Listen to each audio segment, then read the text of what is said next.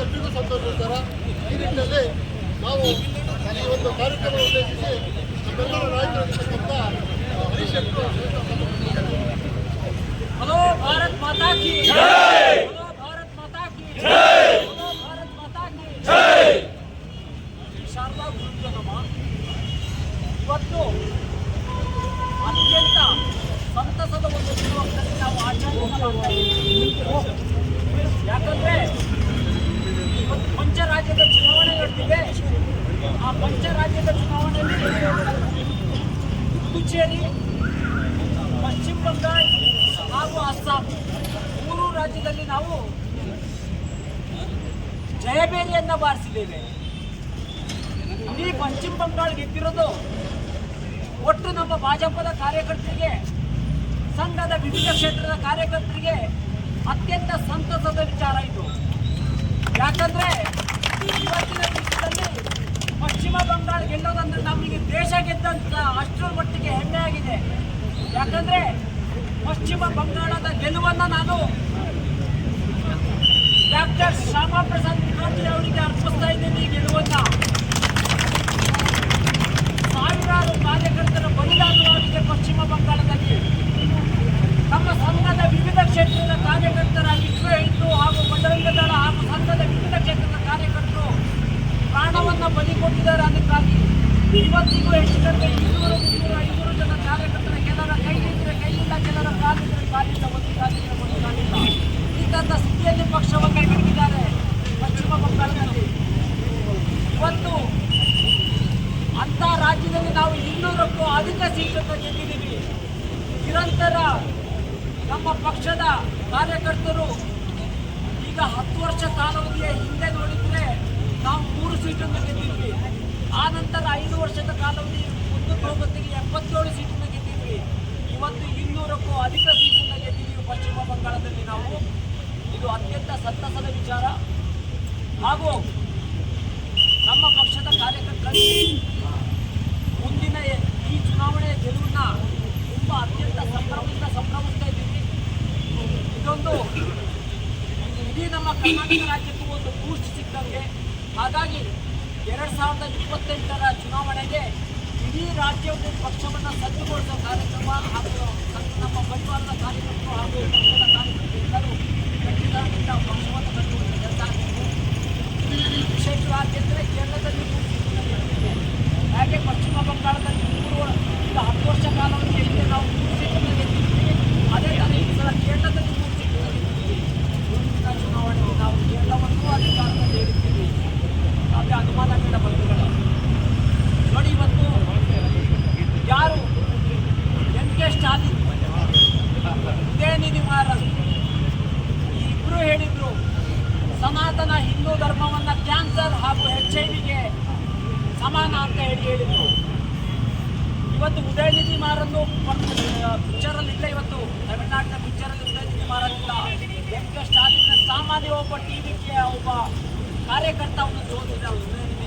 MK. Stalin ಇಲ್ಲ.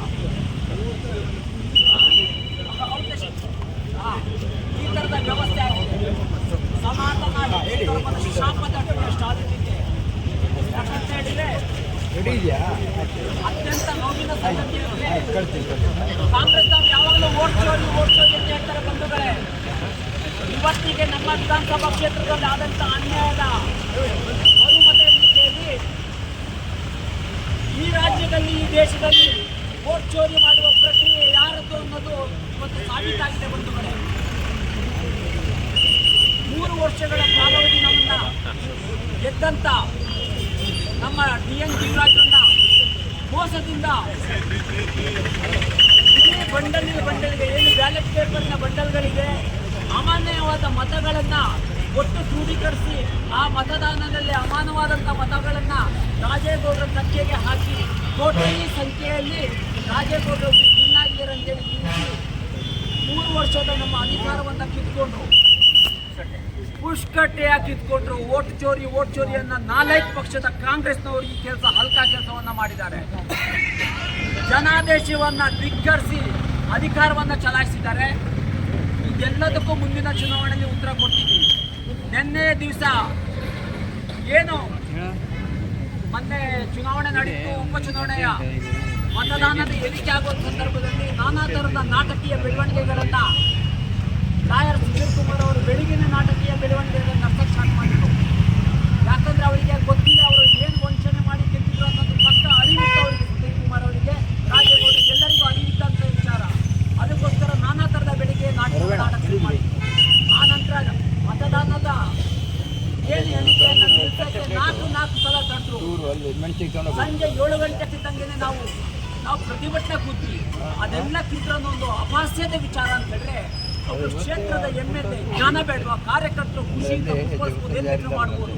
ಹಾಗಂತ ಒಬ್ಬರು ಕ್ಷೇತ್ರದ MLA 279 ಮತದಾನ ಏನು ಅಮಾನ್ಯವಾದಂಥ ಮತವನ್ನು ಕೌಂಟಿಂಗ್ ಮಾಡೋದಕ್ಕೆ 79 ಓಟನ್ನ ಮಾನ್ಯ ಮಾಡಿದ್ರು. ಆ ಮತವನ್ನು ಮಾನ್ಯ ಮಾಡಿದ್ರು.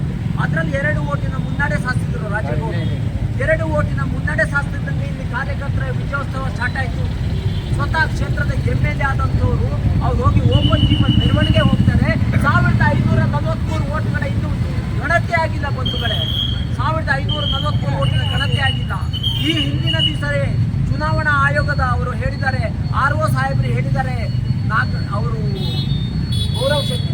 ಗೌರವ್ ಶೆಟ್ಟಿ ಅವರು ಸ್ಪಷ್ಟವಾಗಿ ಹೇಳಿದ್ದಾರೆ, ಮತದಾನದ ಏನು ಕೌಂಟಿಂಗಿನ ಪ್ರಕ್ರಿಯೆಗಳು ಹೇಗಿರುತ್ತೆ ಅನ್ನೋದನ್ನು ಸ್ಪಷ್ಟವಾಗಿ ಫೇಸ್ಬುಕ್ಕಲ್ಲಿ, TV ಚಾನಲಲ್ಲಿ ಎಲ್ಲವನ್ನೂ ಹೇಳಿದ್ದಾರೆ. ಅಷ್ಟೆಲ್ಲ ಹೇಳಿದ ನಂತರ ಓಪನ್ ಜಿಪ್ಪಲ್ಲಿ ಮೆರವಣಿಗೆ ಹೊರಟುಬಿಟ್ಟಿದ್ದಾರೆ. ನಾಚಿಕೆ ಆಗಬೇಕು ರಾಜೇಗೌಡರಿಗೆ. ಪಟಾಕಿಯನ್ನು ಸುಟ್ಟಿದ್ರಿ. ಏನು ನಿಮ್ಮ ಬಾಡೂಟ? ಬಾಳೆಹೊನ್ನೂರಲ್ಲಿ ಶಾಮಿಯಾನ ಹಾಕೊಂಡು 3,000 ಜನಕ್ಕೆ ಬಾಡೂಟ. ಆ ಸುಧೀರ್ ಕುಮಾರ್ ತಲೆ ಕೆಟ್ಟವರು ಬಂದರೆ ಸರ್ವ ಸಮಾಜೋತ್ಸವ ಅಂತೇಳಿ ಮಾಡ್ತಾನೆ. ನಮ್ಮ ಹಿಂದೂ ಸಮಾಜೋತ್ಸವಕ್ಕೆ ಟಕ್ಕರ್ ಕೊಡುವ ದೃಷ್ಟಿಯಿಂದ ಮಾಡಿದ್ರು ಕುಮಾರ್ ಭಟ್ರೆ. ಹಿಂದೂ ಸಮಾಜೋತ್ಸವಕ್ಕೆ ಟಕ್ಕರ್ ಕೊಡುವಂಥ ಒಂದು ಸಭೆಯನ್ನು ಮಾಡೋಕ್ಕೆ ಹೊರಟಿದ್ದಾರೆ. ಯಾಕೆ ಇವರು ನಾಲಿಗೆಯಲ್ಲಿ ಬರೋಲ್ವಾ? ಮೊನ್ನೆ ಪರೀಕ್ಷೆ ನಡೆಯೋತ್ತಿಗೆ ಜನಿವಾರನ್ನ ಕಟ್ ಮಾಡಿದಾಗ ಇವರ ನಾಲಿಗೆ ಎತ್ತಲ ಹೋಗಿತ್ತು ಕಾಂಗ್ರೆಸ್ನವ್ರು. ನಾಲಿಗೆಗೆ ಬರ ಹೊಡೆದಿತ್ತು ಇವರಿಗೆ, ಲಕ್ವ ಹೊಡೆದಿತ್ತು ಇವರಿಗೆ. ಏನು ಬ್ರಾಹ್ಮಣರ ಜನಿವಾರ ಕಟ್ ಮಾಡೋದು ಕೇಳಕ್ಕೆ ಪ್ರಶ್ನೆ ಮಾಡೋ ಯೋಗ್ಯತೆ ಇರಲಿಲ್ಲ ಇವರಿಗೆ. ಇವತ್ತು ಸರ್ವ ಸಮಾಜೋತ್ಸವ. ಯಾರ ಮೌಲ್ಯಗಳನ್ನು ನೀವು ಬಿಂಬಿಸೋಕ್ಕೆ, ಯಾವ ಮೌಲ್ಯಗಳನ್ನು ಸಾಕ್ಲಿಕ್ಕೋಸ್ಕರ ಸರ್ವ ಸಮಾಜೋತ್ಸವ ಇದು? ಸರ್ವ ಸಮಾಜೋತ್ಸವದ ಬ್ರಾಹ್ಮಣರಿಲ್ಲ. BJPಯ ಸಂಘದ ವಿವಿಧ ಇಷ್ಟೊತ್ತಂತ ಹಿಂದೂ ಸಮಾಜಕ್ಕೋಸ್ಕರ ದುಡ್ಡಂತ ಯಾವರಿಗೂ ಹೇಳಿಕೆ ಇಲ್ಲ ಕುಮಾರ್ ಭಟ್ರೆ. ಬ್ರಾಹ್ಮಣರ ಜನಿವಾರಕ್ಕೆ ಕತ್ತಿಗೆ ಹಾಕೋದು ಸಿದ್ದರಾಮಯ್ಯನಿಗೆ. ಅದೇ ಏನಾದರೂ ಒಬ್ಬ ಮೌಲಾನ ಗೋಪಿಗೆ ಕತ್ತರಿ ಹಾಕಿದೆ ಬಿಟ್ಟಿದ್ರೆ ಸಿದ್ದರಾಮಯ್ಯ ಇವತ್ತು ನಿಮ್ಮ ಇಡೀ ಕಾಂಗ್ರೆಸ್ ಪಕ್ಷ ಒಂದು ಧ್ವನಿನ ಎತ್ತಿ ಮಾತಾಡ್ತಿಲ್ಲ. ಇವತ್ತು ನಾಚಿಕೆ ಆಗಬೇಕು. ರಾಜೇಗೌಡ್ರೆ, ನಿಮ್ಮ 3 ವರ್ಷದ ದುರಾಡಳಿತದಲ್ಲಿ ಮಾಡಿದ್ರಲ್ಲ, ಯಾರ್ಯಾರೋ ಪಾಪ ಬಡಪಾಯಿಗಳ ಅಂಗಡಿಗಳನ್ನ JCB ನುಗ್ಗಿಸಿ ಧ್ವಂಸ ಮಾಡಿ ಅವರ ತಿನ್ನುವ ಅನ್ನದ ತಟ್ಟೆಯನ್ನು ಕಿತ್ಕೊಂಡ್ರಲ್ಲ ನೀವು. ನಾಚಿಕೆ ಆಗಬೇಕು. ಅದರ ಶಾಪ ತಟ್ಟಿದೆ ನಿಮಗೆ, ಅದರ ಶಾಪ ತಟ್ಟಿದೆ ರಾಜೇಗೌಡ್ರೆ. ಎಷ್ಟು ಜನ ನಮ್ಮ ಭಾಜಪದ ಕಾರ್ಯಕರ್ತರು ಅವರ ತೋಟಕ್ಕೆ JCBನ ನುಗ್ಗಿಸಿ ಅವರ ಕಾಫಿ ತೋಟವನ್ನು ಕಿತ್ರಿ, ಅಡಿಕೆ ತೋಟವನ್ನು ಕಿತ್ರಿ, ಏನೇನು ಮಾಡಿದ್ರಿ? ಯಾರೋ ಒಬ್ಬ ಸಾಮಾನ್ಯ ಕಾರ್ಯಕರ್ತ NR ಪುರದಲ್ಲಿ ಅವನು ಯಾವ ಪಕ್ಷಕ್ಕೂ ಸೇರಿದವನಲ್ಲ, ಬಟ್ ಅವನ ರಟ್ಟೆಯಲ್ಲಿ ಒಂದು ಶಿವಾಜಿಯ ಟ್ಯಾಟೋ ಇತ್ತು ಎಂಬ ಕಾರಣಕ್ಕೆ ಅವನ ಕೆಲಸದಿಂದ ತೆಗೆದ್ರಲ್ಲ. ಈ ಥರದ ನೀಚ ಕೆಲಸವನ್ನ ಜೀವರಾಜ್ 15 ವರ್ಷಗಳ ಕಾಲಾವಧಿ ಜೀವರಾಜ್ ಎಂದೆಂದೂ ಮಾಡಿಲ್ಲ. ನಾವೆಂದೆಂದೂ ಮುಂದಕ್ಕೂ ಆ ಥರದ ಕೆಲಸಗಳನ್ನು ಮಾಡೋದಿಲ್ಲ. ಯಾರು ಮೊನ್ನೆ ಕುಣಿತಾ ಇದ್ದಿದ್ದು? ವಿಕಾಸ್ ಕೊಟ್ರೆ ನೀವು ಬಂದಿರಲಿಲ್ಲ. ನೀವು ನೋಡಿದ್ರೆ ನೀವು ಆಶ್ಚರ್ಯ ವ್ಯಕ್ತಪಡಿಸ್ತಿದ್ರಿ. ಯಾಕಂದ್ರೆ 3 ಗೊಪ್ಪ NR ಪುರ ಸಿಂಗೇರಿಂದ ಬಂದವರು ಅಲ್ಲಿ ಪಟಾಕಿ ಹೊರಟು ಜೀವರಾಜನ್ನ ಕಳ್ಳ ಅಂತ ಕೂಗ್ತಾರೆ. ಯಾರ ಕಳ್ಳ ಅಂತ ಕೂಗ್ದವ್ರು ಗೊತ್ತರೆ ಗೌಡ್ರೆ? ಎಲ್ಲರೂ ಯಾರ್ಯಾರು ಮರಳು ಮಾಫಿಯನ್ನು ನಡೆಸ್ತಾ ಬಂದ್ರು ಕೊಪ್ಪ NR ಪುರ ಶೃಂಗೇರಿಯಲ್ಲಿ, ಯಾರ್ಯಾರು ಮಣ್ಣು ಮಾಫಿಯನ್ನು ನಡೆಸ್ತಾ ಬಂದ್ರು, ಯಾರ್ಯಾರು ಕಳ್ಳದಾಟದ ದಂಧೆಯನ್ನು ಮಾಡಿದ್ರು ಕಾಂಗ್ರೆಸ್ ನಾಯಕರು, ಅವರೆಲ್ಲರೂ ಬಂದು ಜೀವರಾಜನ ಕಳ್ಳ ಅಂತ ಕೂಗ್ತಾರೆ. ಇವರ ಯೋಗ್ಯತೆಗೆ ಜೀವರಾಜು ಈ ಕ್ಷೇತ್ರದಲ್ಲಿ ಭ್ರಷ್ಟ ಮುಕ್ತ ರಾಜಕಾರಣವನ್ನು ಮಾಡಿದ್ರೆ ಅದು ಏಕೈಕ ಒಬ್ಬ ನಾಯಕ ಇದ್ರೆ ಅದು ಜೀವರಾಜ್. ಎಂದೆಂದು ಭ್ರಷ್ಟಾಚಾರಕ್ಕೆ ಕುಮ್ಮಕ್ಕು ಕೊಟ್ಟಿಲ್ಲ ಜೀವರಾಜು. ಎಂದೆಂದು ಭ್ರಷ್ಟಾಚಾರಕ್ಕೆ ಕುಮ್ಮಕ್ಕು ಕೊಟ್ಟಿಲ್ಲ. ಭ್ರಷ್ಟಾಚಾರಕ್ಕೆ ಕುಮ್ಮಕ್ಕು ಕೊಡುವಂಥದ್ದಾಗಿದ್ರೆ 1000 ಜನಕ್ಕೆ ಹಕ್ಕುಪತ್ರ ಕೊಟ್ಟಿದ್ರು ಜೀವರಾಜು. 1000 ಜನಕ್ಕೆ ಹಕ್ಕುಪತ್ರ ಕೊಟ್ಟಿದ್ರು. 10,000 ಎಕರೆಗಿಂತಲೂ ಜಾಸ್ತಿ ಹಕ್ಕುಪತ್ರವನ್ನು ಕೊಟ್ಟಿದ್ದಾರೆ. ಒಬ್ಬರ ಒಂದೇ ಒಂದು ರೂಪಾಯಿ ಹಣಕ್ಕೆ ಪೀಕಲಿಲ್ಲ. ಪತ್ರಕರ್ತ ಬಂಧುಗಳನ್ನ ಹಾಗೂ ರೈತ ನಾಯಕರನ್ನ ಹಾಗೂ ಅಧಿಕಾರಿಗಳ ಸಮ್ಮುಖದಲ್ಲಿ ಕೂರಿಸ್ಕೊಂಡು ಹೇಳಿದ್ರು ಜೀವರಾಜು, ಯಾರಾದ್ರೂ ನನ್ನ ಹೆಸರಲ್ಲಿ 1 ರೂಪಾಯಿ ಹಣವನ್ನ ಕೇಳಿದ್ರೆ ಅವನ ಕೊರಳು ಪಟ್ಟಿಯನ್ನು ಹಿಡ್ಕೊಂಡು ನನ್ನ ಮನೆ ಕರ್ಕೊಂಡು ಬಂದಿ ಅಂತ ಹೇಳಿದ್ರು. ಇವರು ಏನ್ ಮಾಡ್ತಿದ್ದಾರೆ, ನೀನು ತಗ ನಂದು ತಂದು. ಇವತ್ತೇನಾಗ್ತದೆ ಗೊತ್ತಾ ಬಂಧುಗಳೇ, ನಿಮಗೆ ಗೊತ್ತಿರಲಿ, ಸ್ಟೇಷನ್ನಲ್ಲಿ ಮರಳು ಮಾಫಿಯಾದ ದಂಧೆ ಯಾವ ತರ ನಡೀತಿದೆ ಅಂದ್ರೆ, ಪಾಪ ನಮ್ಮ ಸಬ್ ಇನ್ಸ್ಪೆಕ್ಟರ್ ತುಂಬಾ ಉದಾರ ಮನಸ್ಸಿನವರು. ಯಾಕೆ ಉದಾರ ಮನಸ್ಸು ಅಂತ ಹೇಳಿದ್ರೆ, ಅವರೇ ಮರಳು ನಾಟನ್ನ ಹಂಚಿಕೊಡ್ತಾರೆ. ಯಾಕಂದ್ರೆ ಇವರು ಮೆನ್ಷನ್ ಜ್ಯುವೆಲರಿಸ್ಟಿನ ಅಧಿಕಾರಿ ಹಾಗೂ ಸಬ್ ಇನ್ಸ್ಪೆಕ್ಟರ್ ಅವರು, 2 ಇಲಾಖೆಯ ಅಧಿಕಾರಿ ಇವರೇ. ಇವತ್ತು ಮರಳು ಲಾಟಗಳನ್ನ ಅವರೇ ಹಂಚ್ತಾರೆ. ನೋಡಪ್ಪ, ನೀನಿಂತ ಲಾಟಿಗೆ ಹೋಗ್ಬೇಕು, ಅವನಿಂತ ಲಾಟಿಗೆ ಹೋಗ್ಬೇಕು. ಅದರಲ್ಲಿ ಇವರಿಗೆ ಬಂದಂತ ಹಣದಲ್ಲಿ ಕಿಕ್ ಬ್ಯಾಕ್ ಕಾಂಗ್ರೆಸ್ನ ನಾಯಕರಿಗೆ ಕೊಡಬೇಕು. ಯಾಕಂದ್ರೆ 20 ಪಿಕಪ್ ಅಲ್ಲಿ ಮಣ್ಣು ಹೊಡಿತಿದ್ದವರು ಕಾಂಗ್ರೆಸ್ ಕಾರ್ಯಕರ್ತರು. ಯಾಕಂದ್ರೆ ಅವ್ರ ಹತ್ರ ನೇರ ಕಾಂಗ್ರೆಸ್ ನಾಯಕರು ಹಣ ಪಡಿಲಿಕ್ಕಾಗಲ್ಲ. ಹಾಗಾಗಿ ಅವ್ರ ಹತ್ರ ಒಂದೇ ಪಿಕಪ್ಪಿನವ್ರ ಇಷ್ಟಂತ ಹಣ ಪಡೀರಿ, ಅದರಲ್ಲಿ ಕಿಕ್ ಬ್ಯಾಕ್ ನನಗೆ ವಾಪಸ್ ಕೊಡಿ. ನೀವು ಲಾಟ್ ಹಂಚೋ ಜವಾಬ್ದಾರಿ ಸತ ನಾವು ನಿಮಗೆ ಬಿಟ್ಕೊಟ್ಟಿದ್ದೀವಿ. ಯಾವ ಲಾಟಿಗೆ ಯಾವ ಪಿಕಪ್ ಹೋಗ್ಬೇಕು, ಯಾವ ಲಾಟಿಗೆ ಯಾವ ಪಿಕಪ್ ಹೋಗ್ಬೇಕಂತ ನಿರ್ಧಾರ ಮಾಡೋಂಥವ್ರು ಸ್ಟೇಷನ್ ಸಬ್ ಇನ್ಸ್ಪೆಕ್ಟರ್. ಪಾಪ ಯಾವುದೇ ಜಾಗದಲ್ಲಿ ಮರಳು ತೆಗೆಯುವಂತ, ನಿಮಗೆ ಗೊತ್ತಿರಲಿ ಬಂಧುಗಳೇ, ನಿಮ್ಮಗಳ ಖಾತೆಯ ಜಾಗದ ಮಣ್ಣು ತೆಗಿಬೇಕಾದ್ರೆ ಒಂದು JCB ಒಂದು ಲಾರಿನ ತಗೊಂಡೋಗಿ ನಿಲ್ಲಿಸಿ ಅಲ್ಲಿ ತಕರಾರು ಓಡ್ತಾರೆ. ಖಾತೆಯಲ್ಲಿ ಜಾಗದಲ್ಲಿ ಎಷ್ಟು ಬೇಕಾದ್ರೂ ತಕ್ಕೊಡ್ತಿದ್ದಾರೆ. ಕಾಂಗ್ರೆಸ್ ಅವ್ರು ನೋಡ್ತಾ ಇದ್ದೀವಿ. ಹಾಗಂತ ಯಾಕೆ ತಕರಾರು ಓಡ್ತಿದ್ದೀರಿ ಅಂದ್ರೆ, ತಾಲೂಕು ಕಚೇರಿಯಿಂದ ಹೇಳ್ತಾರೆ ಒಂದು ಮಾತನ್ನ, ನೋಡಿ ನೀವು ತೆಗೆಯೋದ್ರ ಬಗ್ಗೆ ನಮ್ದೇನು ಆಕ್ಷೇಪಣೆ ಇಲ್ಲ, ನೀವು ಒಂಚೂರು ನಬಿ ಟಿಪ್ಪರಲ್ಲೇ ಹೊಡೀರಿ, ನಬಿದೇ ಇಟಾಚಿನೇ ಯೂಸ್ ಮಾಡಿ ಅಂತೇಳಿ. ಯಾಕಂದ್ರೆ ನಬಿ ಉಲ್ಲಂದು ಒಂದು ಫಿಕ್ಸ್ ಇದೆ, ಅಲ್ಲಿ ಫಿಕ್ಸ್ ಇದೆ. ಫಾರೆಸ್ಟ್ ಡಿಪಾರ್ಟ್ಮೆಂಟಿನ ಇಲಾಖೆಯವರು ಹೇಳ್ತಾರೆ, ನೀವು ನಬಿಯ JCBಲಿ ಹಾಗೂ ನಬಿಯ ಪಿಕಪ್ಪಲ್ಲಿ ನಬಿಯ ಟಿಪ್ಪರಲ್ಲಿ ಹೊಡೀರಿ ಮಣ್ಣನ್ನ ಅಂತೇಳಿ. ಯಾಕಂದ್ರೆ ಅವ್ರದ್ದೊಂದು ಮ್ಯಾಚ್ ಫಿಕ್ಸಿಂಗ್ ಇದೆ, ಇದಿಷ್ಟೇ ಅಂತೇಳಿ. ಅದು ಯಾವ ಮಟ್ಟಕ್ಕೆ ಎಲ್ಲಿ ತನಕ ಹೋಗುತ್ತೋ ನಮ್ಮ ಕ್ಷೇತ್ರದ ನಾಯಕರಿಗೂ ಸಹ ಹಣ ತಲುಪುತ್ತೇನೋ ಗೊತ್ತಿಲ್ಲ. ಒಂದು ಕಡೆ ನಿಮಗೆ ಗೊತ್ತಿರಲಿ, ಡಿಪೋಕ್ಕೆ ಜಾಗ ಶಾಂಕ್ಷನ್ ಆಗಿತ್ತು. ಡಿಪೋಕ್ಕೆ ಜಾಗ ಶಾಂಕ್ಷನ್ ಆದರೆ ಅವರ ಎಸ್ಟಿಮೇಟಲ್ಲಿ ಇರೋದಕ್ಕಿಂತಲೂ 13 ಅಡಿ ಆಳಕ್ಕೆ ಆ ಡಿಪೋದ ಮಣ್ಣು ಅದಕ್ಕೆ ಎಕ್ಸ್ಟ್ರಾ ವಾಲಿಡಕ್ಕೆ. ಒಂದು ಕಡೆ ನಿಮಗೆ ಗೊತ್ತಿರಲಿ, ನಿಮಗೊಂದು ವಿಚಾರ ಹೇಳ್ತೀನಿ. ಇಡೀ ದೇಶ ವಿದೇಶದಿಂದ ಶೃಂಗೇರಿ ಮಠಕ್ಕೆ ಶಾರದಾ ಮಾತೆಯ ಪೀಠಕ್ಕೆ ಭಕ್ತರು ಬರ್ತಾರೆ. ಇಷ್ಟೊತ್ತಂತ ಪಟ್ಟಣ ಪಂಚಾಯತಿಗೆ 1 ರೂಪಾಯಿ ಅನುದಾನವನ್ನು ರಾಜೇಗೌಡರು ಕೊಟ್ಟಿಲ್ಲ. 1 ರೂಪಾಯಿ ಅನುದಾನವನ್ನು ಕೊಟ್ಟಿಲ್ಲ. ಇಲ್ಲಿ ನೋಡಿ, ಇಲ್ಲಿ ಹಿಂಗಡೆ ಒಂದು ವಾಲ್ ತೋರಿಸ್ತೀನಿ. 1,80,00,000.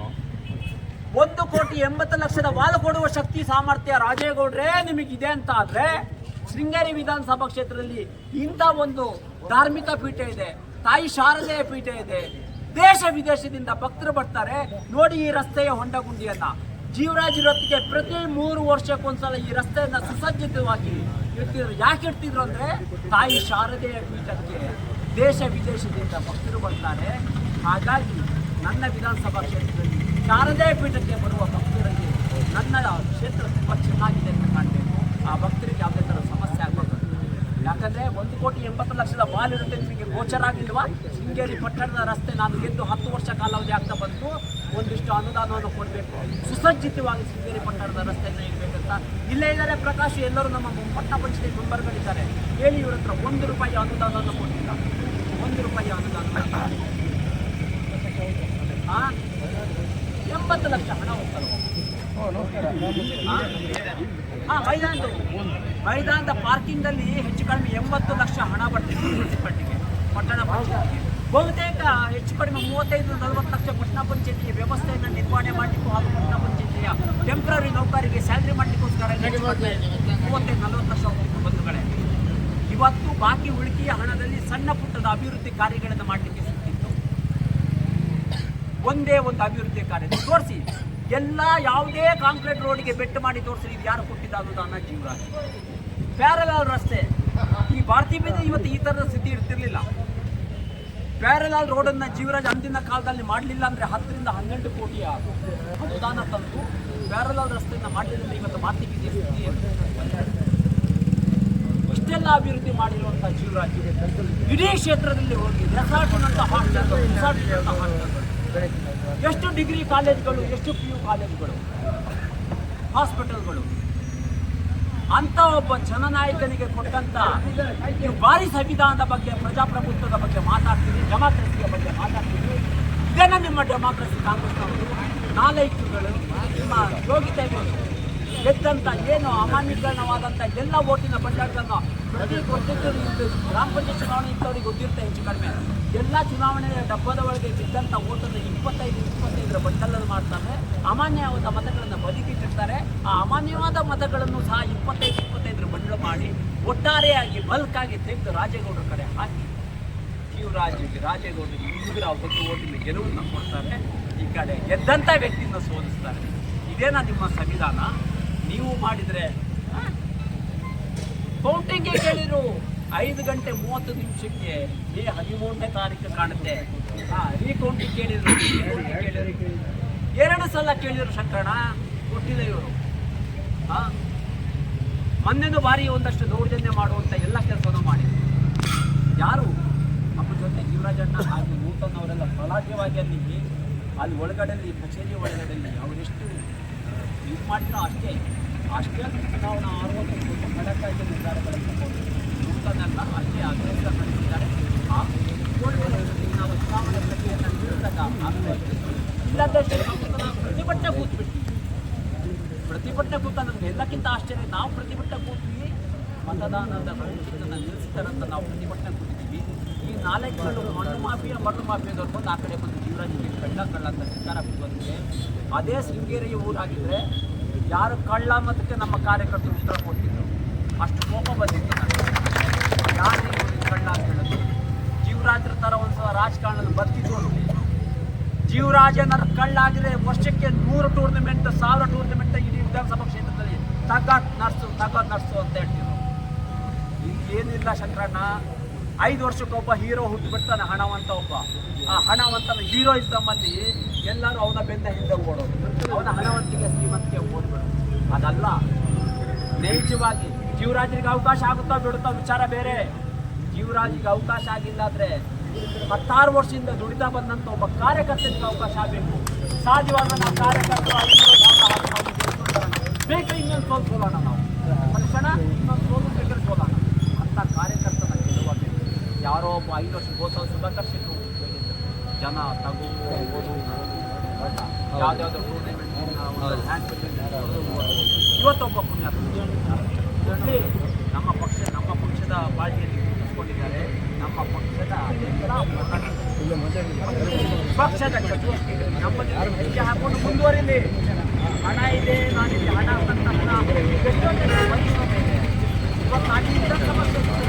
ನಮ್ಮ ವಿಧಾನಸಭಾ ಕ್ಷೇತ್ರದಲ್ಲಿ ನಮ್ಮ ತಾಲೂಕಲ್ಲಿ ಹೊಟ್ಟು ಅವಲಕ್ಕಿ ಇಟ್ಕೊಂಡು, ಬೆಲ್ಲದ ಉಂಡೆ ಇಟ್ಕೊಂಡು ಮರಿರಾಯರು ಹಾಗೂ ಅಕ್ಕಿ ಸಿಂಗಣ್ಣಯ್ಯ ಇಂಥ ಭಾಳಷ್ಟು ಜನ ಇದ್ದಾರೆ ಸದ್ಯಕ್ಕೆ. ಈ ಥರದ ಹೊರಟ ಊಟಕ್ಕೆ ಇಲ್ಲದೆ ಹಳ್ಳಿಯಲ್ಲಿ ಪಟ್ಟಣವನ್ನು ವೈದಿಕದಲ್ಲಿ ಊಟ ಮಾಡಿ ಬಂದಂಥವ್ರು ಇದ್ದಾರೆ. ಮರಿರಾಯರು, ಅಕ್ಕಿ ಸಿಂಗಣ್ಣಯ್ಯ ಇಂಥವರೆಲ್ಲ ಹೊಟ್ಟು ಅವಲಕ್ಕಿ ಬೆಲ್ಲದ ಉಂಡೆ ಇಟ್ಕೊಂಡು ಹೋಗಿ ಪಕ್ಷ ಆಗ ಯಾರಿದ್ರೆ ಹಣವನ್ನು ಬಂದು ಸೂತ್ರೆ ಇಟ್ಕೊಂಡು ಅಲ್ಲಾಡಿಸಿ ಎಲ್ಲ ಕಾರ್ಯಕರ್ತರನ್ನ ಆ ಟೂರ್ನಿಮೆಂಟ್ ಈ ಬಾಸ್ ತಗೊಂಡೋಗಿ ಆ ಥರದ ವ್ಯವಸ್ಥೆ ಇಲ್ಲ.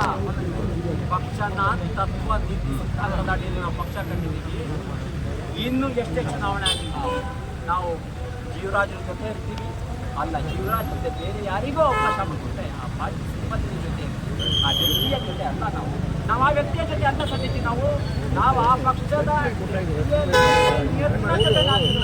ಪಕ್ಷದ ಸಿದ್ಧಾಂತ ಜೊತೆ ನಾವಿರೋದು, ಚಿಹ್ನೆಯ ಜೊತೆ ಗೆಳೆಯರಾಗಿ ನಾವಿರೋದು. ಹಾಗಾಗಿ ಒಂದು ಕಡೆ ಇನ್ನು ಕೆಲವೇ ದಿನಗಳಲ್ಲಿ, ಇನ್ನು 3-4 ದಿವಸದಲ್ಲಿ ಇದರ ಒಂದು ಸಮಯವನ್ನು ತಗೊಂಡ್ರೆ ನಾವು ಯಾವತ್ತೂ ಕಾರ್ಯಕರ್ತರ ಪರಿಶ್ರಮ ಇದೆ. ಕಾರ್ಯಕರ್ತರ ಪರಿಶ್ರಮಕ್ಕೆ ನಾವೊಂದು ಬೀಜ ಹಾಕ್ಕೊಂಡು ಮೇಲುಗಡೆಯಿಂದ ಮೆರವಣಿಗೆಯಿಂದ ಬಂದರೆ ಮಾತ್ರ ಆವಾಗ ನಮಗೆ ಗೆಲುವಿನ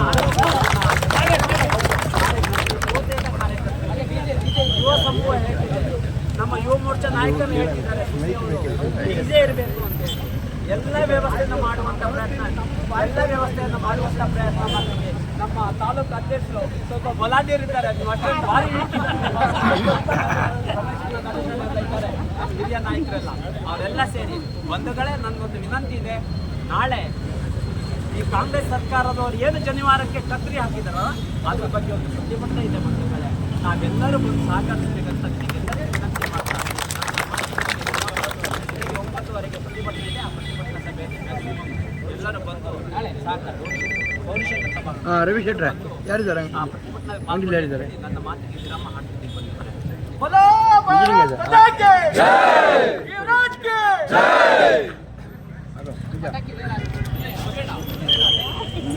हेलो भारत माता की भारतीय जनता पार्टी के नरेंद्र मोदी ಅವರಿಗೆ ಅಮಿತ್ ಶಾ ಅವರಿಗೆ PN ಶಿವರಾಜ್ ಅವರಿಗೆ ಆತ್ಮೀಯ ಭಾರತೀಯ ಜನತಾ ಪಕ್ಷದ ಎಲ್ಲ ಕಾರ್ಯಕರ್ತರು ಹಾಗೂ ಭಾರತೀಯ ಜನತಾ ಪಕ್ಷದ ಎಲ್ಲ ಅಭಿಮಾನಿಗಳೇ, ಇವತ್ತು ಶೃಂಗೇರಿ ಕ್ಷೇತ್ರದಲ್ಲಿ ಭಾರತೀಯ ಜನತಾ ಪಕ್ಷದಲ್ಲಿ ಒಂದು ಮರೆಯಲಾರದ ದಿನವಾಗಿ ನಾವು ಇವತ್ತು ಆಚರಿಸ್ತಾ ಇದ್ದೇವೆ.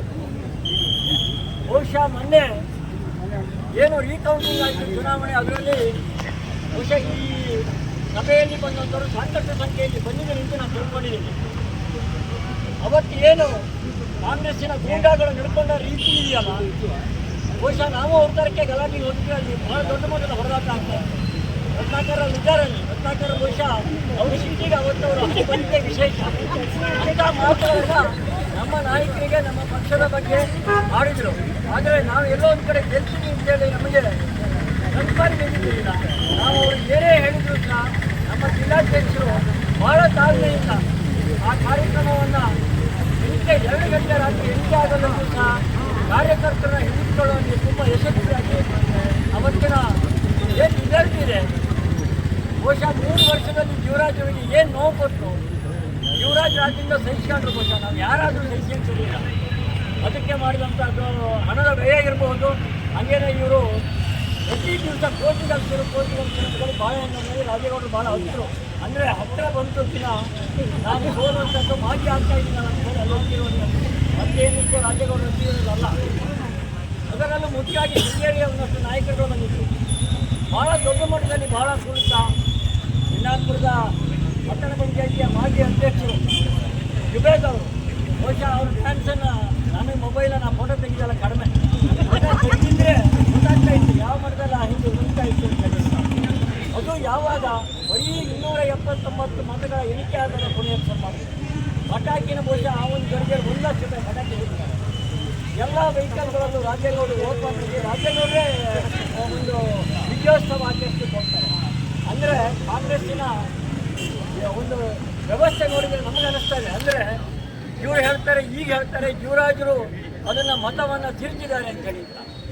EC SP ಇವರೆಲ್ಲ ಯಾವ ಸರ್ಕಾರದಲ್ಲಿದ್ದಾರೆ ಅಂತೇಳಿ ನಾವು ಕೇಳಬೇಕಾಗ್ತದೆ. ಯಾಕೆಂದರೆ ಕಾಂಗ್ರೆಸ್ ಸರ್ಕಾರ ರಾಜ್ಯದಲ್ಲಿ ಅಧಿಕಾರದಲ್ಲಿದೆ, ಶಿವರಾಜರು ಇದನ್ನು ಮಾಡ್ತಾರೆ. ಅಂದರೆ ನಮಗೆ ಶಿವರಾಜನನ್ನು ತಾಕತ್ತು ನಾವು ನಿಜವಾಗೂ ಹೆಮ್ಮೆ ಪಡಬೇಕು. ಯಾಕೆಂದರೆ ಮಾಜಿ ಆಗಿವ ಅಲ್ಲೋಗಿ ಮತವನ್ನು ತೀರ್ತಾರೆ ಅಂತ ಹೇಳಿದ್ರೆ ಶಿವರಾಜನ ಭಾಳ ಗ್ರೇಟು. ಶಿವರಾಜರವರ ಅವತ್ತು ಬೆಳಿಗ್ಗೆಯಿಂದ ಸಂಜೆವರೆಗೆ ಅವರು ಇದ್ದಂಥ ರೀತಿ ನಮ್ಮ ನೂತನರು ಒಳಗಿದ್ರು. ಬಹುಶಃ 7-7:30 ಎಣಿಕೆ ಒಳಗೆ ಹೋದರೆ 2 ಗಂಟೆವರೆಗೆ ಆ ತಾಳ್ಮೆಯಿಂದ ಇವರು ಪದೇ ಎಣಿಕೆಯನ್ನು ನಿಲ್ಲಿಸಿದರು ರಾಜೇಗೌಡರು. ಅಂದರೆ ಇವರಿಗೆ ಹೆಂಗೂ ಸೋಲ್ತೀನಿ ಗೊತ್ತಾಗಿದೆ, ಏನಾದರೂ ಮಾಡಿ ಅವತ್ತಿನ ಎಣಿಕೆಯನ್ನು ಮುಡಿಬೇಕು ಅಂತೇಳಿ ನಿಲ್ಲಿಸಬೇಕು ಅಂತ. ವೋಟ್ ಆದೇಶವನ್ನು ಪಾಲಿಸುವಂಥ ವ್ಯವಸ್ಥೆ ನಮ್ಮ ಮಾಜಿ MLA ಅವರಿಗಿಲ್ಲ. ಶಿವರಾಜರು ತೊಂದರೆ ಕೊಟ್ಟರು. ಶಿವರಾಜರಿಗೆ 3 ವರ್ಷ ತೊಂದರೆ ಕೊಟ್ಟು ಇಲ್ಲಿ ದುಡ್ಡನ್ನು ಹೊರಕೊಂಡು ತಿಂದರೆ ರಾಜೇಗೌಡರೆ, ನೀವು ಹಾಗೂ ನಿಮ್ಮ ಬೆಟಾಲಿಯನ್ನು ಇದಕ್ಕೆ ಕ್ಷೇತ್ರದ ಜನರಿಗೆ ಕೇಳಬೇಕು, ಆ ದುಡ್ಡನ್ನು ವಾಪಸ್ ಕೊಡಬೇಕು. 3 ವರ್ಷದಲ್ಲಿ ತಾವೇನು ಸರ್ಕಾರದ ಸವಲತ್ತುಗಳು ಪಡ್ಕೊಂಡಿದ್ದೀವಿ, ಅದು ನೀವು ಪಡ್ಕೊಂಡಿರುವಂಥದ್ದು ನ್ಯಾಯವಾಗಿ ನಿಮಗೆ ಸಂವಿಧಾನದಲ್ಲಿ ಸಿಕ್ಕಿದಂಥ ವ್ಯವಸ್ಥೆಗಳಲ್ಲ. ಇವತ್ತು ಯಾವುದೇ ಇರ್ಬೋದು, DA ಬಟ್ಟೆಗಳೆಲ್ಲವ ಅದನ್ನು ವಾಪಸ್ ಸರ್ಕಾರಕ್ಕೆ ಕಟ್ಟಿ ಆವಾಗ ನೀವು ಹೇಳಿ ಶಿವರಾಜ್ ನೀವು ಮಾಡಿರುವಂಥ ಶಿವರಾಜಿಗೆ ಅನ್ಯಾಯ ಮಾಡಿಕೊಂಡು ಭಾರತೀಯ ಜನತಾ ಪಕ್ಷಕ್ಕೆ ಅನ್ಯಾಯ ಮಾಡಿ ಮುಖ್ಯವಾಗಿ ಕ್ಷೇತ್ರದ ಜನರು ಶಿವರಾಜ್ ಅವರಿಗೆ ಮತವನ್ನು ಕೊಟ್ಟು ಗೆಲ್ಲಿಸಿದ್ರೆ ತಾವೇನು ಮಾಡಿದ್ರಿ? ಶಿವರಾಜ್ ಅವರು ನೀವು ಮಾಜಿ ನನಗೆ ತೊಂದರೆ ಕೊಡ್ತಾನೆ ಅಂತ ಕೇಳ್ತೀರಿ ಅಂತ ಇದೇ ಕೆಲಸ ಮಾಡ್ತಾರೆ. ಹಾಗಾಗಿ ನಾವು ಸದ್ಯದಲ್ಲಿ ಹೇಳಿದ್ರು ಶಿವರಾಜ್ ಅವರ ಟೈಮ್ ತಗೊಂಡು ಸದ್ಯದಲ್ಲಿ ಉತ್ತಮವಾದ ವಿಜಯೋತ್ಸವವನ್ನು ಆಚರಿಸಿದ್ವಿ. ಹಾಗೆಯೇ 3 ರಾಜ್ಯಗಳಲ್ಲಿ ಭಾರತೀಯ ಜನತಾ ಪಕ್ಷ, ಅದರಲ್ಲೂ ಪಶ್ಚಿಮ ಬಂಗಾಳ, ಬಹುಶಃ ಪಶ್ಚಿಮ ಬಂಗಾಳದ ಮಾಜಿ ಮುಖ್ಯಮಂತ್ರಿಗಳು ಮೋದಿಯವರ ಬಗ್ಗೆ ಆಡಿದಂಥ ಮಾತುಗಳೇ ಅವರಿಗೆ ಒಂದು ಮಾರಕ ಆಯಿತು. ಮೋದಿಯವರ ಬಗ್ಗೆ ಏನೇನೋ ಮಾತಾಡಿದ್ರು. ಬಹುಶಃ ಅದಕ್ಕೆಲ್ಲ ಸರಿಯಾದ ಉತ್ತರವನ್ನು ಕೊಟ್ಟಿದ್ದಾರೆ. ಇವತ್ತು ನಾವು ನಿರೀಕ್ಷೆ ಮಾಡಿದ್ದಕ್ಕಿಂತ ಹೆಚ್ಚಾಗಿ ಆ 3 ರಾಜ್ಯದಲ್ಲಿ ಭಾರತೀಯ ಜನತಾ ಪಕ್ಷ ಅಧಿಕಾರಕ್ಕೆ ಬಂದಿದೆ. ಅದೇ ರೀತಿ ಮುಂದಿನ ಯಾವುದೇ ಚುನಾವಣೆಗಳು ಸಹ ನಮ್ಮ ಕಾರ್ಯಕರ್ತರು, ಭಾರತೀಯ ಜನತಾ ಪಕ್ಷದ ಕಾರ್ಯಕರ್ತರು ಯಾವುದೇ ಅಪೇಕ್ಷೆ ಇದ್ದಂಥ ಕಾರ್ಯಕರ್ತರು ನಮ್ಮಲ್ಲಿದ್ದಾರೆ. ಬಹುಶಃ ಇನ್ನೇಳೆ ತುಂಬ ಜನ ಬಂದರು. ಯುವರಾಜನ ಏನು ಯಾರನ್ನೂ ಕರೀಲಿಲ್ಲ. ಯುವರಾಜ್ ಬನ್ನಿ, ನೀವು ನಮ್ಗೆ ಎಣಿಕೆ ಆಗ್ತಾಯಿದೆ ಅಂತೇಳಿ ಯಾರಿಗೂ ಕರೀಲಿಲ್ಲ. ಬಂದವರು ಬನ್ನಿ ಅಂತ ಹೇಳಿದರು. ಅದೇ ರೀತಿ ತುಂಬ ಜನ ಬಂದರು. ಹಾಗಾಗಿ ನಾನು ಮತ್ತೊಮ್ಮೆ ಹೇಳ್ತೀನಿ, ದಯವಿಟ್ಟು ಭಾರತೀಯ ಜನತಾ ಪಕ್ಷದ ಕಾರ್ಯಕರ್ತರ ಕೆಣಕುವಂಥ ಕೆಲಸ ಮಾಡಬೇಡಿ. ನೀವು ಗಾಂಧಿ ಮೈದಾನದ ಸುಮಾರು 30 ಅಂಗಡಿಗಳನ್ನು ಪುಡಿ ಮಾಡಿದ್ರಿ. ಎಲ್ಲ ಶಾಪಗಳು ನಿಮಗೆ ಕಟ್ಟಿದಾವೆ ಅಂತ ನಾನು ಹೇಳಿ ಬಯಸ್ತೀನಿ. ಹಂಗೇನೆ ಅನೇಕ ಕೇಸುಗಳು ನಮ್ಮ ಸಂಘಟನೆಯ ಅನೇಕ ಕಾರ್ಯಕರ್ತರ ಮೇಲೆ ಕೇಸಾಗುವಂಥ ಕೆಲಸವನ್ನು ರಾಜೇಗೌಡರು ಮಾಡಿದ್ರು. ಎಲ್ಲವೂ 48 ಫ್ಯಾಮಿಲಿಯವರು ಬಹುಶಃ ಕಣ್ಣಲ್ಲಿ 58 ಫ್ಯಾಮಿಲಿಯನ್ನು ಕಣ್ಣಲ್ಲಿ ನೀರು ಹಾಕುವಂಥ ಕೆಲಸವನ್ನು ಮಾಡಿದ್ರು. ಇದು ನಿಮ್ಮ ಸಾಧನೆ. ನಿಮ್ಮ ಕೊಪ್ಪದ ಒಬ್ಬ ನಾಯಕ ಹೇಳೋಕ್ಕೆ ಲಾಯರ್ ಮತ್ತವರು, ಅವರಿಗೆ ತಿಳುವಳಿಕೆ ಅನ್ನೋದು ಕನಿಷ್ಠ ಏನೂ ಇಲ್ಲ. ಯಾಕೆಂದರೆ ಮೊನ್ನೆ ಎಣಿಕೆ ಆಗುವಾಗಲೇ ಬಂದು ಏನಾದರೂ ಮಾಡಿ ಎಣಿಕೆ ನಿಲ್ಲಿಸಬೇಕು ಗರಡಿ ಮಾಡ್ತಾರೆ. ಅಂತ ಒಬ್ಬ ಲಾಯರ್ ಅವರು ಆ ಪಕ್ಷದ ಲೀಡ್ರು. ಯುವರಾಜಿಗೆ ಅವನು ಹಾಗೆ ಭಾಳ ಮಾತಾಡ್ತಾರೆ. ವಿಜಯ್ ಕುಮಾರ್, ನಾನು ಯಾಕೆಂದರೆ ನಾನು ಏಕಂತ ಹೇಳ್ತೀನಿ, ಅದಕ್ಕಿಂತ ಸಣ್ಣವನು, ನಾನು ಅವ್ರ ಜೊತೆ ಆ ಮಾತಾಡೋದು ನಿಜ ಇದ್ದು ಯುವರಾಜ್ ಬಗ್ಗೆ ಏಕವಚನ ಮಾತಾಡೋದು ನಿಲ್ಲಿಸಿ ಅವರು ಮುಂದಿನ ದಿನಗಳಲ್ಲಿ ಬಹುಶಃ ಅವನು ನಾನು ಇಷ್ಟೆಲ್ಲ ಮಾತಾಡ್ಬಿಟ್ಟು ನನಗೆ ನೆಕ್ಸ್ಟ್ MLA ಸೀಟ್ ಕೊಡ್ತಾರೆ ಅಂತ ಹುಡುಕಾಡಿ ನಾನು ಬಹುಶಃ. ಆದರೆ MLA ಸೀಟ್ ಕೊಟ್ಟು ನಾವು ತಕ್ಕ ಕೊಡೋರು ಇಡೀ ಭಾರತೀಯ ಜನತಾ ಪಕ್ಷದ ಕಾರ್ಯಕರ್ತರು. ಹಾಗಾಗಿ ನಾವೆಲ್ಲ ವಿಶೇಷವಾಗಿ ನಾನು ಬರೋ ಸ್ವಲ್ಪ ತಡ ಆಯಿತು. ಯಾಕಂದರೆ ನಮ್ಮ ಮನೆಯಲ್ಲಿ ಸ್ವಲ್ಪ ಆರೋಗ್ಯದಿಂದ ಆಸ್ಪತ್ರೆ ಹೋಗಿ ದಯವಿಟ್ಟು ನಾವೇನು ಮುಂದಿನ ದಿನದಲ್ಲಿ ಕರಿತೀವಿ ಎಲ್ಲರೂ ಬಂದು ಆ ಕಾರ್ಯಕ್ರಮವನ್ನು ಯಶಸ್ವಿಗೊಳಿಸಬೇಕು. ಭಾರತೀಯ ಜನತಾ ಪಕ್ಷವನ್ನು ನಾವು ಈ ಕ್ಷೇತ್ರದಲ್ಲಿ ಏನು MLA ಆಗಿ ನಿನ್ನೆ ರಾತ್ರಿ ಯಾಕೆಂದರೆ ಅನೌನ್ಸ್ ಆಗಿರೋ ನಿನ್ನೆ ರಾತ್ರಿ ಮೊನ್ನೆ ಎಣಿಕೆ ಆಗಿರ್ಬೋದು. ಆದರೂ ಹೇಳ್ತಾರೆ 3 ದಿವಸ MLA ಆಗುತ್ತೆ, 2 ದಿವಸ MLA ಆಗ್ತಾರೆ, ಮತ್ತೆ ರಾಜೇಗೌಡರು ಎಣಿಕೆ ಆಗ್ತಾರೆ. ಅದು ಕಾಂಗ್ರೆಸ್ಸಿನ ನಾಯಕರುಗಳು ಯಾವ ಮಟ್ಟಕ್ಕೆ ಕುಂದಿದ್ದಾರೆ ಅಂತ ಹೇಳಿದ್ರೆ ಬಹುಶಃ ಚುನಾವಣಾ ಆಯೋಗನೂ ನಾವು ಕೈಗೊಂಡಿದ್ದೀವಿ. ಹಾಗಾಗಿ ವಿಶೇಷವಾಗಿ ಮೊನ್ನೆ ಬಂದಂಥ ಕಾರ್ಯಕ್ರಮ ಮಾತ್ರ ಯಾರು ನಿಂದೆ ಮಾಡಿಲ್ಲ. ಯುವರಾಜ್ ಅವ್ರ ಜೊತೆ ಹಾಗಾಗಿ ವಿಶೇಷವಾಗಿ ಅವರಿಗೂ